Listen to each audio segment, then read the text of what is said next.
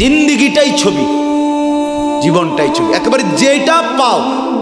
আজ মুসলমানের যুবকের কথা হইল বেঈমান ইহুদি আর কাফেররা আমাদেরকে এরকম ফাঁদে ফেলাইছে যে যা কিছু আছে 24 ঘন্টা মুসলমানের ছেলে মেয়ের হাতে মোবাইল তুলে দিছে, যেটা ফাও শুধু ছবি উড়াই আমগো কাছে পাঠাই।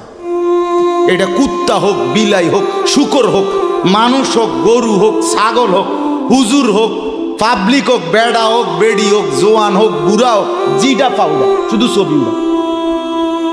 জিন্দিগির কাজে একটা আহ হায় হায় বাপ, তোমরা বুঝো না বেঈমান তোমাদেরকে বেঁধে ফেলছে আষ্টে পিছে। নবীজি কথা বলছে, উম্মত চুরি ডাকাতি জিনা ব্যভিচার মদ জুয়া নাচ গান টেলিভিশন নাটক সিনেমা বিড়ি সিগারেট তুমি সব করতে থাকো, তোমার জিডা মনে কয়টা করো, হাসরের ময়দানে শুধু আমার দ্বারে আইও, আমি বেহেশতে পাঠাই দিমু। এটাই তো সুপারিশ না? তো আমনে ঘটনা কি? এক বুজুর্গ বলছেন, আমি দেখলাম যে পুরা বাজারে যত ব্যবসায়ী তাদের মাল বিক্রি করতেছে, তন্মধ্যে সবচেয়ে বেশি চিল্লাইতেছে, কাস্টমার গ্রাহক ডাকতেছে এই বরফ বিক্রেতা, এবং চিৎকার করে করে বলতেছে, হে আল্লাহর বান্দারা, তোমরা ওই ব্যক্তির উপরে একটু দয়া করো, যাদের নেওয়ার জলদি জলদি নাও, যার পুঁজি খুব দ্রুতই গলে গলে শেষ হয়ে যাইতেছে।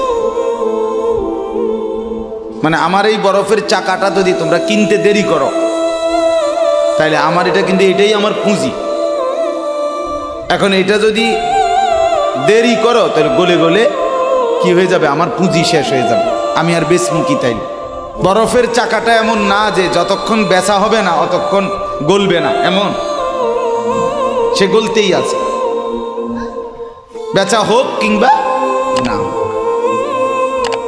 তো ওই আল্লাহর ওলি বলেন, আমি এই বরফ বিক্রেতার এই আহাজারি, তার এই চিৎকার চেঁচামেচি, তার এই পেরেশানি থেকে আমার হায়াতের কদর বুঝলাম,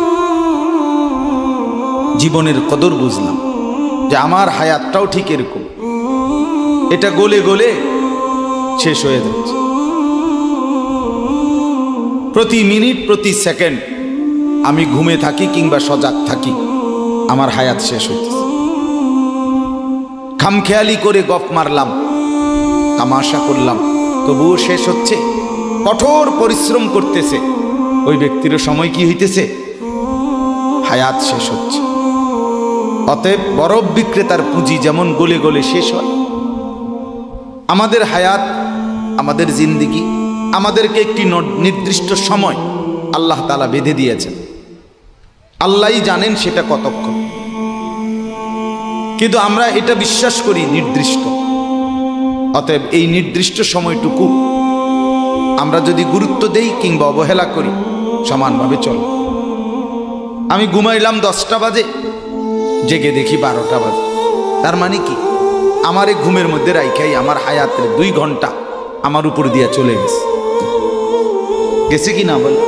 এমন আপনি চা দোকানে বসছিলেন 4টা বাজে, এখন দেখেন 6টা বাজে, আহা, আপনার এই চা দোকানের এই গল্প গুজবের মধ্যে রাইখাই আপনার হায়াতের 2 ঘন্টা আপনার থেকে চলে গেছে। এবং এটাই সত্য যে এটা আর কোনোদিন ফিরবে না, আর কোনোদিন না।